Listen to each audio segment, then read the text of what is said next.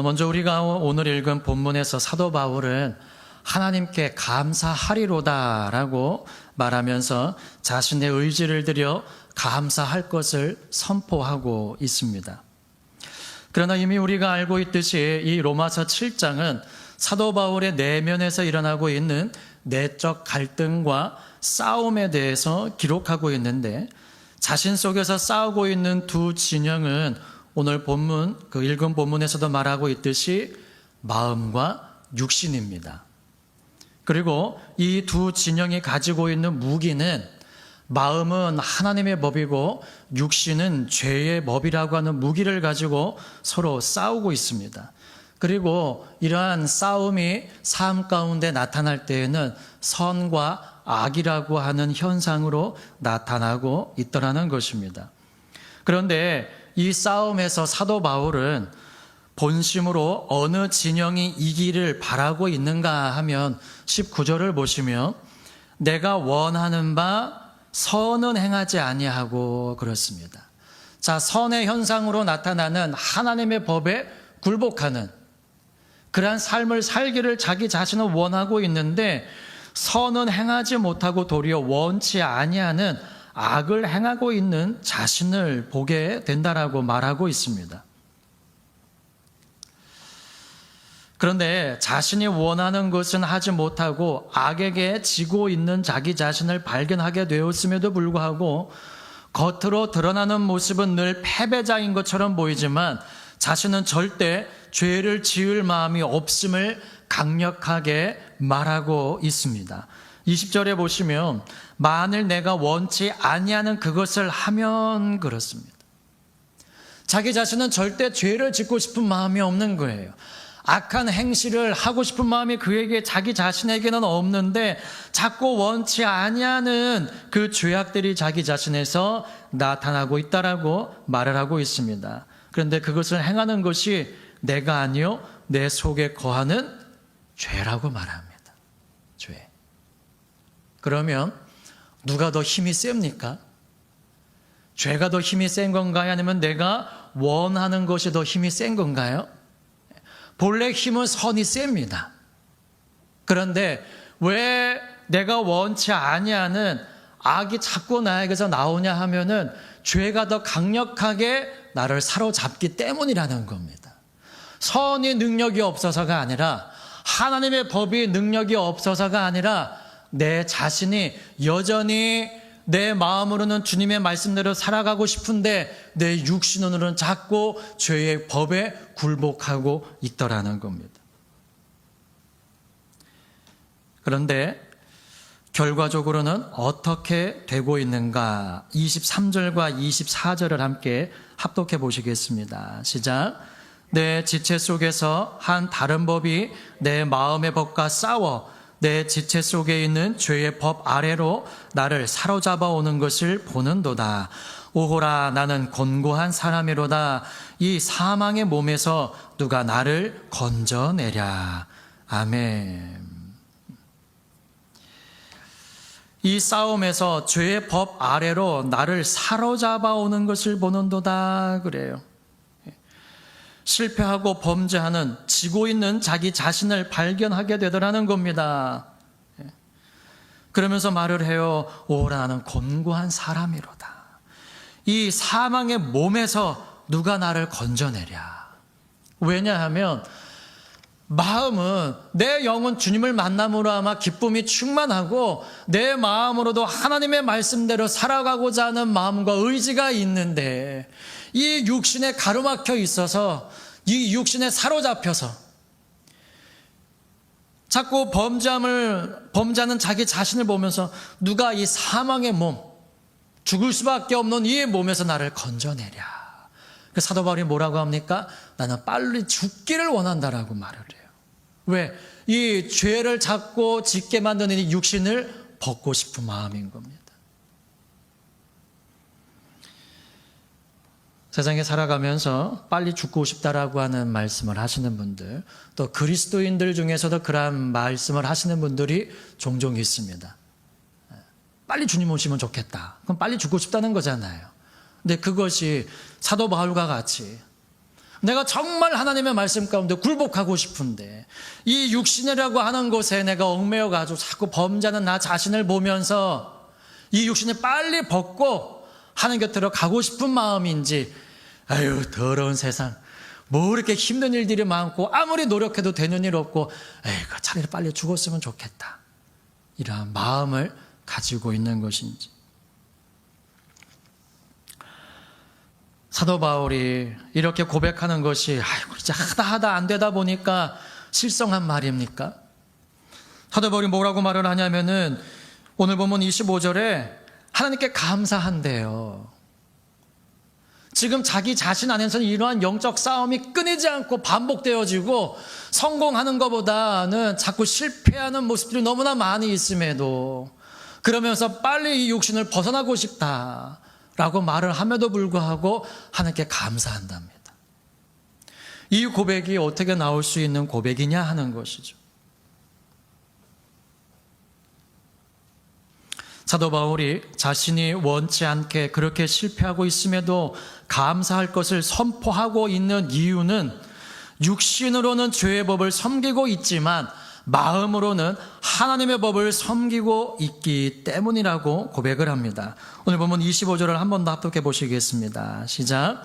우리 주 예수 그리스도로 말미암아 하나님께 감사하리로다. 그런즉 내 자신이 마음으로는 하나님의 법을, 육신으로는 죄의 법을 섬기노라. 아멘.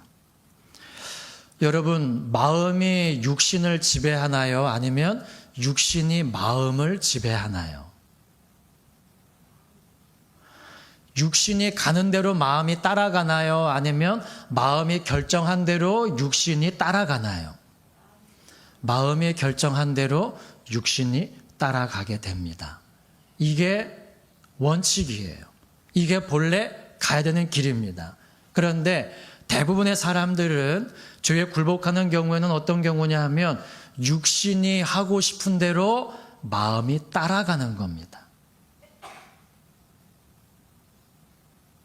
사도 바울이 뭐라고 이야기를 하냐 하면은 죄의 법 아래로, 23절 후반절에 죄의 법 아래로 나를 사로잡아 오는 것을 보는도다라고 말합니다. 사로잡혀 간다는 거예요. 포로가 되어지고 있다는 겁니다. 포로가 되고 싶은 사람이 어디 있나요? 전쟁에서 승리하고 싶지 패배해가지고 포로가 되고 싶은 사람들이 어디 있습니까? 6.25 전쟁 이후에 지금도 포로로 끌려갔다가 돌아오지 못하고 거기서 죽은 분들, 돌아가신 분들 너무나 많이 있지 않습니까? 포로라는 것은 그런 겁니다. 자유가 없습니다.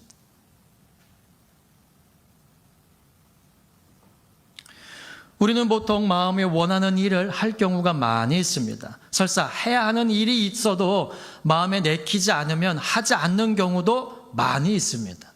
의지를 들여 선을 행할 때도 그렇고 자신도 모르게 악을 행할 때도 그렇고 결과적으로는 마음이 그곳으로 가기 때문에 그 길을 걸어가고 있더라는 겁니다. 근데 지금 사도 바울은 몸과 마음이 따로 반응을 하고 있다는 말입니다. 몸과 마음이 따로따로 움직이고 있다는 거예요. 이렇게 되면 대부분은 늘 속상하고 불편할 수밖에 없습니다. 왜요? 난 이 사람을 사랑하고 싶은데 자꾸 미움, 마음은 그렇지 않은데 자꾸 말이 밉게 나옵니다. 이 사람을 보고 사랑스럽게 웃어주고 싶은데 그 사람 얼굴만 보면 자꾸 찡그러져요. 그러한 자기 자신을 보면서 속상할 때 있지 않으세요? 내 마음은 그렇지 않은데 자꾸 그런 말들, 그런 표정들이 나올 때에 속상한 마음이 있지 않으십니까? 지금 사도 바울의 상태가 그런 상태예요. 그러니 얼마나 속상하겠습니까? 감사의 고백이 나올 상황이 아니잖아요. 정말 죽고 싶을 정도로 자기 자신을 정말 미운 마음에 들는 순간이 아니겠습니까? 근데 그 순간에 하나님께 감사하리로다 자기의 의지를 들여서 고백을 하고 있습니다.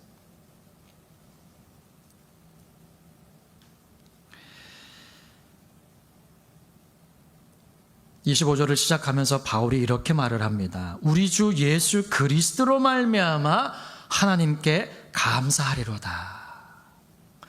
여러분, 지금 이 내 내면에서의 싸움을 해결할 수 있는 분이 누구라는 겁니까?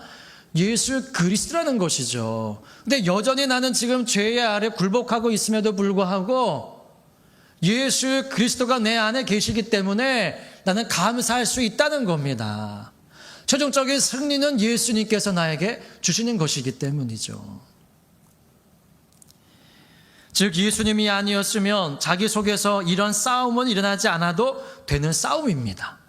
그렇잖아요. 세상에서 예수님을 모르고 살아가는 사람들은 내면의 싸움 물론 있을 때도 있습니다. 예수님이 없는 사람이라고 해가지고 항상 악만 생각하는 것은 아니잖아요. 예수님 믿는 사람들보다도 구제활동 많이 하고 봉사 많이 하는 분들 많이 있습니다. 천주교 보세요. 무슨 자선당체인 것 마냥 그렇게 자원봉사 활동을 많이 하십니다. 아주 시간을 정해놓고 매주 무슨 요일 몇 시만 되면 항상 봉사하러 가시는 천주교인 분들도 많이 계십니다. 저희 작은 어머니 보니까 그러시더라고요. 항상 그 천주교 가셔가지고 봉사활동을 그렇게 많이 하시더라고요. 자원봉사를.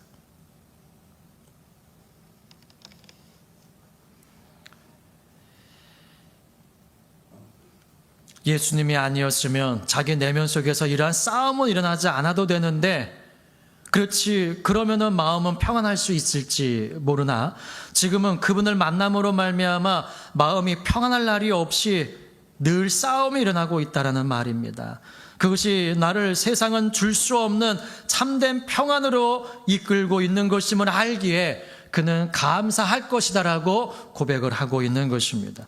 이것은 육신의 소욕을 가지고 있는 사람이 예수 그리스도를 만나 세상으로부터 탈출해서 하나님께로 가고자 하는 사람이라면 누구나 겪게 되는 당연한 현상이라는 것입니다. 세상에서 예수님을 만나고 그분을 섬기고 나아가는데도 이러한 마음의 갈등이 없다. 이거 한번 생각해 봐야 합니다. 어떤 목사님께서 말씀하시는 것처럼 이 땅에서 부자로 살다가 천국 가면은 1등, 가난하게 살아도 천국 가면은 2등, 부자로 살다가 지옥 가면 3등, 가난해 살다가 결국 지옥에 가면은 4등. 이렇게 말씀하시는 목사님이 계시는데, 근데 예수님 말씀하시잖아요. 부자가 천국 들어가는 것은 그 큰 낙타가 바늘구멍으로 들어가는 것보다도 어렵다고요. 이 땅에서도 잘 되고 천국 가는 영혼들이 그렇게 많지 않다는 겁니다. 그러므로 너무 부하려고 힘쓰지 마세요. 물질적으로도 그렇고 정신적으로도 그렇고 지식적으로도 그렇고 마음적으로도 그렇고 사람 친구 간의 관계도 그렇고 너무 풍요로우려고 힘쓰지 마세요. 결과적으로 그것들이 올무가 되어지고 걸림돌이 되어져서 넘어지기 십상입니다. 그래서 주님 말씀하시잖아요. 가난한 자는 복이 있다고. 우는 자들은 복이 있다고.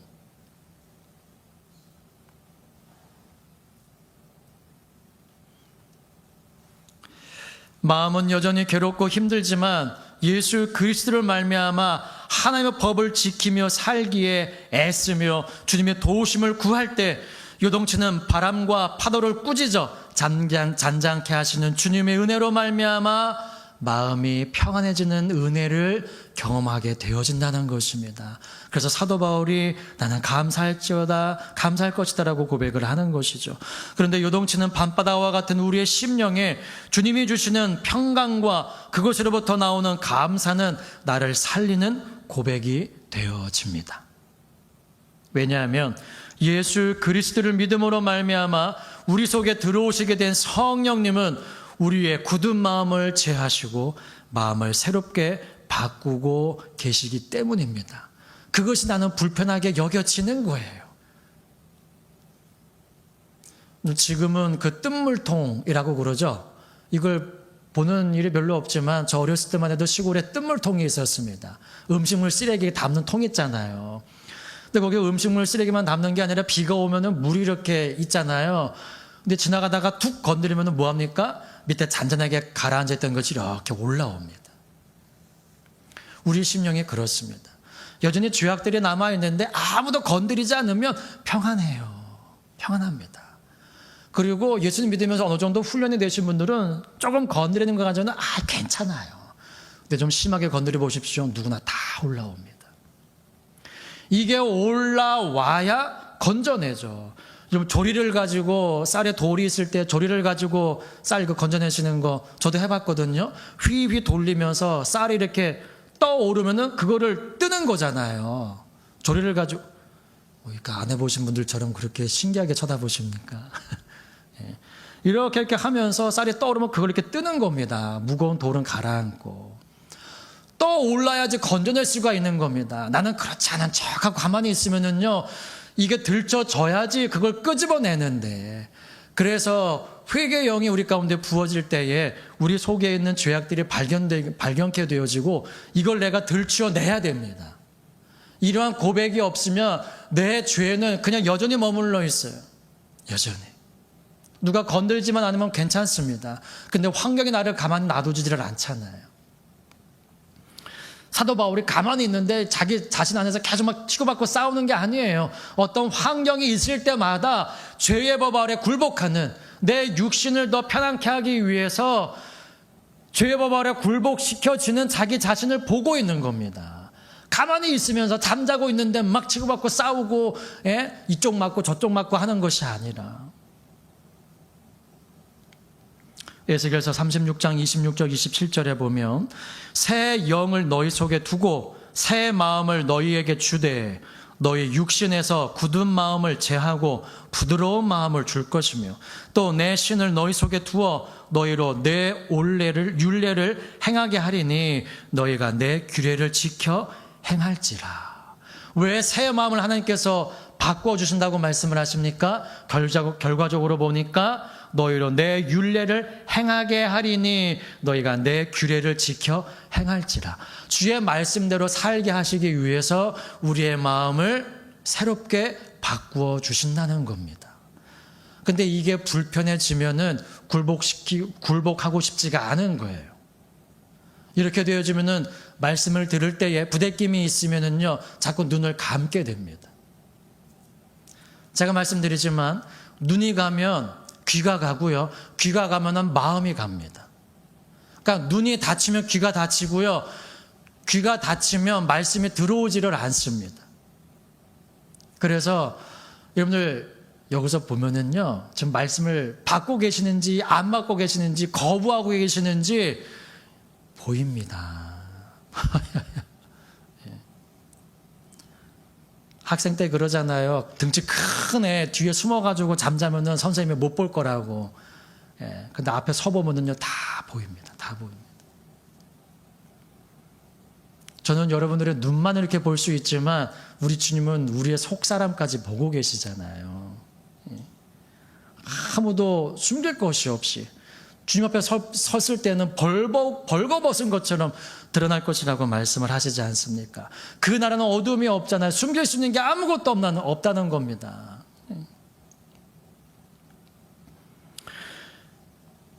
하나님의 법을 지키는 것이 쉬워서가 아니라 주님 말씀하시잖아요. 내 멍에는 쉽고 내 짐은 가볍다. 주님 말씀 지켜 행하는 것이 너무나 힘이 들고 어렵습니다. 근데 주님은 내 멍에는 쉽고 내 짐은 가볍대요. 하나님의 법을 지키는 것이 쉬워서 그렇게 말씀하시는 것이 아니라 정말 어렵고 힘든 것이기는 하지만 내가 하나님의 법을 지키며 살기를 고백하고 주님의 멍에를 내가 지면 그때부터 주님이 내 안에 역사하셔서 그 짐을 질 수 있는 힘을 주시고 감당할 수 없을 때는 그 짐을 주님이 대신 지고 가신다는 겁니다. 주님이 받고 싶으신 것은 우리의 마음인 거예요. 주님 말씀대로 살겠습니다. 이 마음인 겁니다.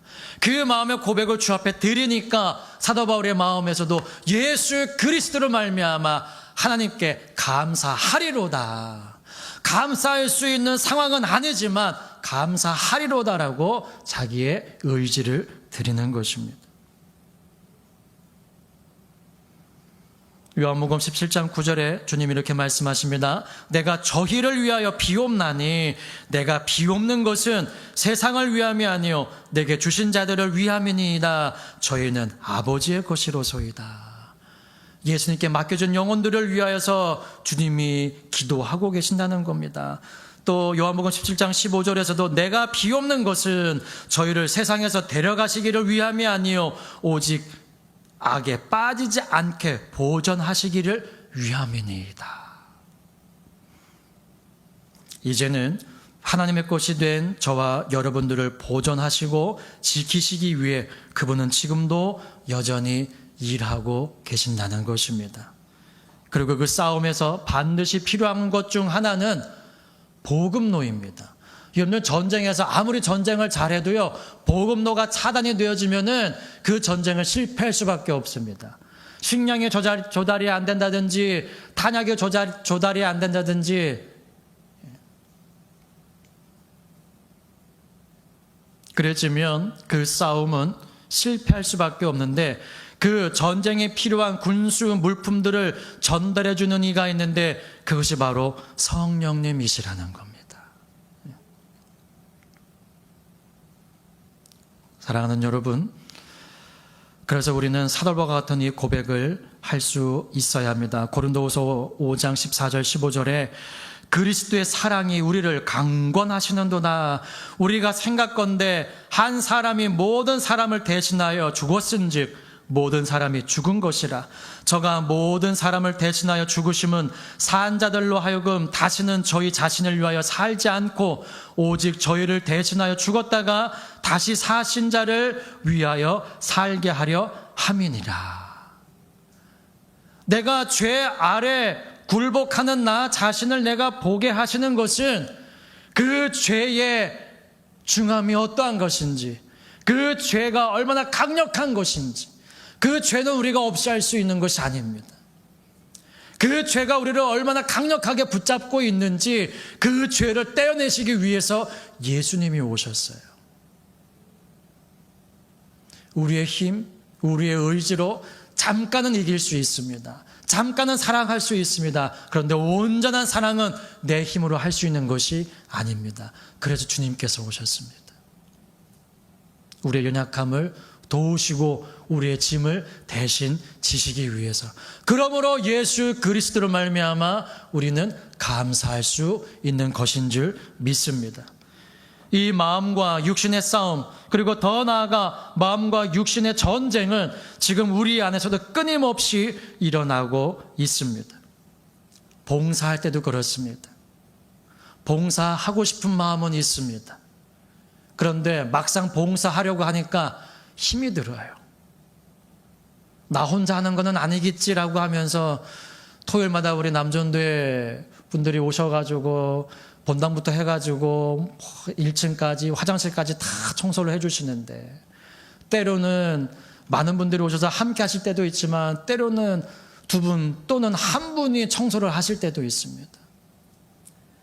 그거 오셔서 청소하실 때 오늘은 아무도 없을 테니까 나 혼자 가서라도 청소해야지, 그러한 마음으로 오실지, 아니면 함께하는 사람들이 있겠지라고 오셨는데 막상 오고 보니 아무도 없는 것인지는 모르겠으나,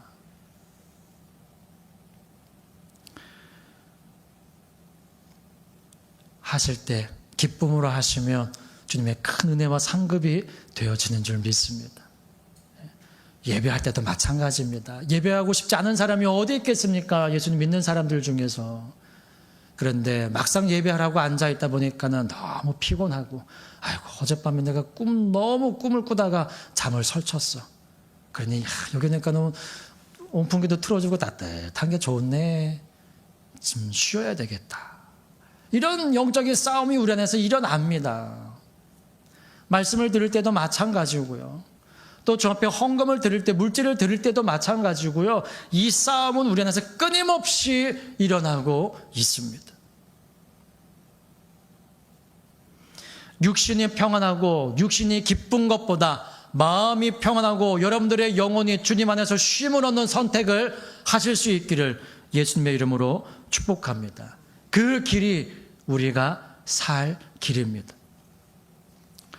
어떠한 인디언 할아버지가 자기 손자를 그 삶에 대해서 교육을 시키는데 이렇게 말을 합니다.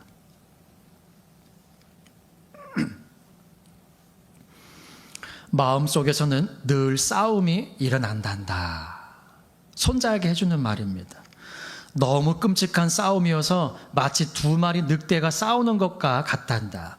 하나는 악마 같은 놈인데 분노, 질투, 슬픔, 후회, 탐욕, 교만, 분개, 자기연민, 죄의식, 열등감, 거짓, 허영, 잘난 체하고 자신의 거짓 자아를 나타낸단다.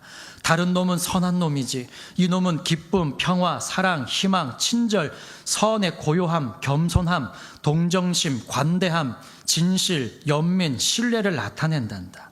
이 같은 싸움이 내 안에서도 일어나고 모든 사람의 마음에서도 일어나고 있단다. 이 꼬마아이가 할아버지가 해주시는 그 말씀을 이렇게 듣고 잠시 동안 가만히 있다가 할아버지께 질문합니다. 할아버지, 그럼 어떤 늑대가 이겨요? 어떤 늑대가 이겨요? 그때 할아버지가 이렇게 대답을 합니다. 내가 먹이를 주는 놈이 이긴단다.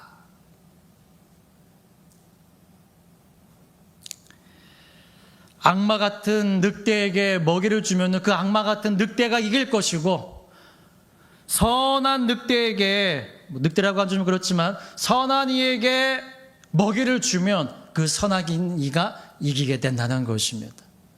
내 안에 자꾸 내 육신을 사로잡아 오면서 나로 범죄케 하는 사탄에게 내가 먹이를 주면 나는 결과적으로 계속 죄의 법 아래로 사로잡혀가는 내 자신을 보게 되어질 것이고, 내 육신은 평안치 못하고 내 마음은 아직도 여전히 힘들고 내 상황은 풀어지는 건 아무것도 없지만 주의 말씀 가운데 굴복하며 하나님께 내 마음을 드리고 그 안에 내가 살기를 원하고 기쁨으로 나아가면 주님의 평강이 우리의 마음을 사로잡게 되실 줄 믿습니다.